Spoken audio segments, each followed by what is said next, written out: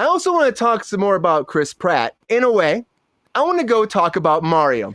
So we got an update about the Super Mario movie. All right.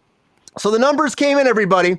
We were talking about it on Friday. They were projecting for like 195 million opening weekend.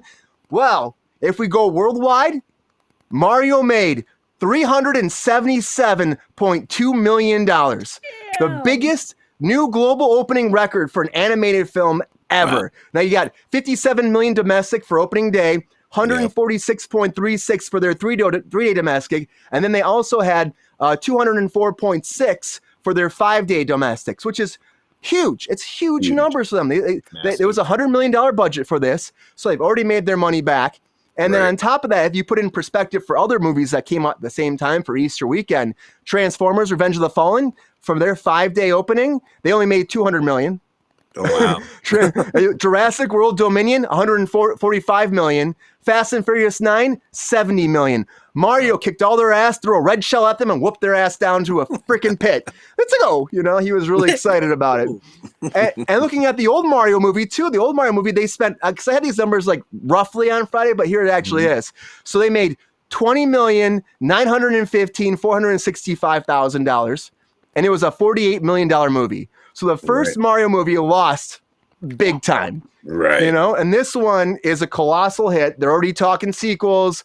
Of course they are. It's one of those things where you make that kind of money. I would love for them to make Luigi's Mansion. Oh, I think that'd be great. Luigi's Mansion movie. I know that cuts Mario out of it, but Luigi honestly is my favorite Mario character out of the main bunch. Charlie Day. Fantastic in this. Charlie Day was great. He was so good. Keoki, did you see the Mario movie over the weekend? Oh, I did. I took my family to go see it. At night on Thursday night.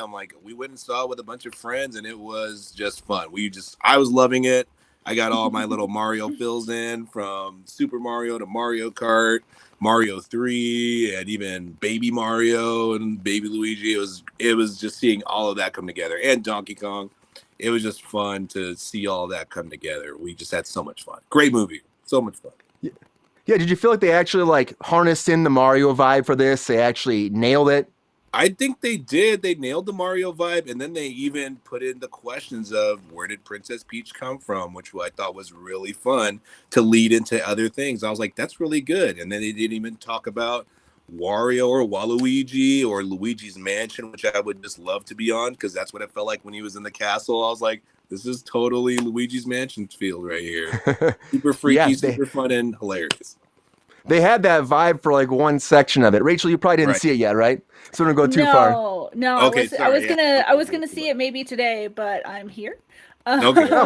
Hopefully, I'll probably see it tomorrow. Sorry, I know, but there's a lot of fun stuff in there. It's Mario, so if they're basing off the source material, how much can you really spoil it? Yeah. Okay. And I sent you both that Bowser trailer or that Bowser music video. I love you watched it. And I have to say, if I was Princess Peach, I would go in for Bowser. What is she doing with Mario? What a loser. He's got the heart there. And just to let you know, I think they're trying to get it nominated for an Oscar, and I'm like, it should get it because it's great. The song? Yeah, they're trying to say that it is possible that it could get nominated. It could meet the requirements. I really want Jack Black to get an EGOT, so let's do it. Yes. That'd be awesome.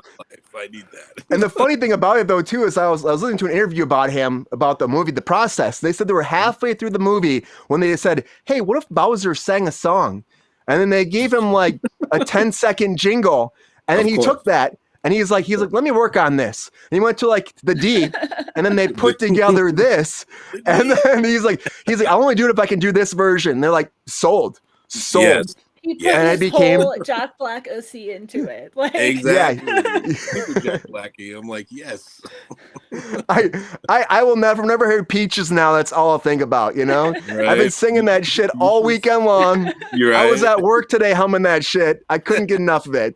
It's just good for them, Good for them. AB says nope.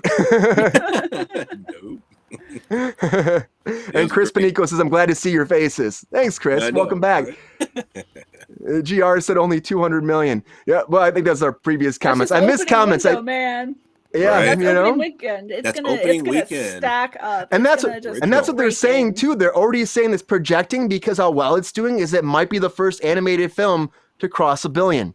If it keeps going at this momentum, which would be enormous for Illumination, who already is a big company, and for Nintendo, like good for Nintendo. Like Rachel was saying on Friday, they have the launch of Super Mario Land that just happened here in California, and then on top of that, they had this come out. So it's a big like push for Mario. Yeah.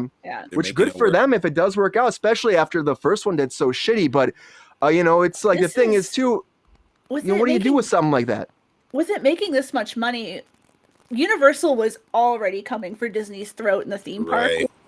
And now they're coming for Disney's throat with their bread and butter in animation. Like Disney has got to watch their backs. They're gonna have to be careful. Not sleeping anymore.